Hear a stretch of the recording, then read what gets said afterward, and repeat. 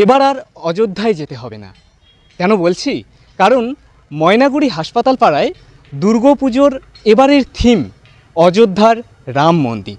রাম মন্দিরের আদলে তৈরি হচ্ছে কিন্তু পুজো মণ্ডপ। ইতিমধ্যেই কাউন্টডাউন শুরু হয়ে গেছে এবং পাশাপাশি মণ্ডপের কাজ কিন্তু দিনরাত ব্যাপী চলছে। আমরা এখানকার কমিটি সূত্রে যেটা জানতে পারি, আনুমানিক বাজেট রয়েছে 20 থেকে 22 লক্ষ টাকা। আমরা কমিটি সূত্রে যেটা জানতে পারি যে এই অযোধ্যার রাম মন্দির আদলে তৈরি এই মণ্ডপের প্রবেশদ্বার কিন্তু খুলে দেওয়া হবে ষষ্ঠীর আগের থেকেই, অর্থাৎ দর্শনার্থীরা আপনারা ষষ্ঠীর আগের থেকেই কিন্তু এই মন্দির দর্শনের সুযোগ পাবেন। যারা এখনও রাম মন্দির সেভাবে দেখে উঠতে পারেননি, যাদের মনে কৌতূহল রয়েছে রাম মন্দির কেমন হতে পারে, তাদের কথা চিন্তা করেই এবার কিন্তু এখানকার হাসপাতাল পাড়ার যে কমিটি দুর্গাপুজোর, তারা কিন্তু এই থিম নির্বাচন করেছেন অযোধ্যার রাম মন্দির। আপনারা সপরিবারে আসবেন, দেখবেন ঢাকে কিন্তু এখনও কাঠি পড়তে অনেকটাই বাকি, কিন্তু তবুও তার আগে শুরু হয়ে গেছে ময়নাগুড়ি হাসপাতাল পাড়ার সর্ববৃহৎ পুজো এবং আকর্ষণীয় থিম অযোধ্যার রাম মন্দির। আসুন দর্শক, শোনাবো এখানকার কমিটির যারা সদস্য রয়েছে তারা কি বলছেন এই পুজো সম্পর্কে।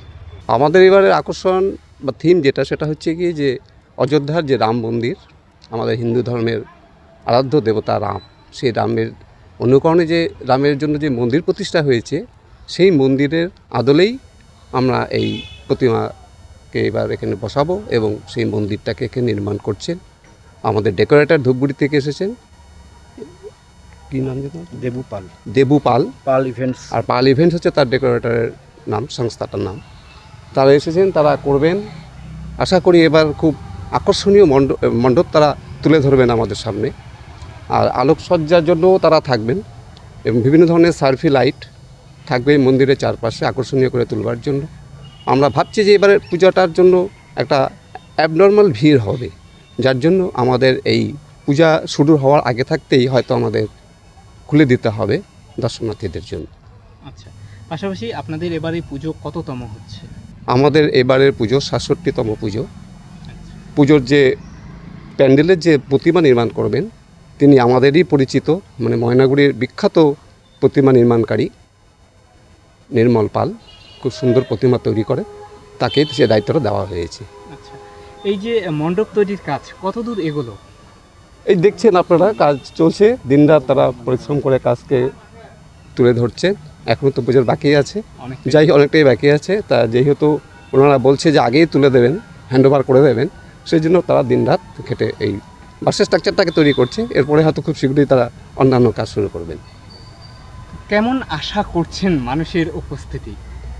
আশা করছি যে এবার একটা অ্যাবনর্মাল ভিড় হবেই, কারণ অযোধ্যায় গিয়ে তো সবার পক্ষে এই মুহূর্তে রাম মন্দিরকে দেখে আসা সম্ভব না।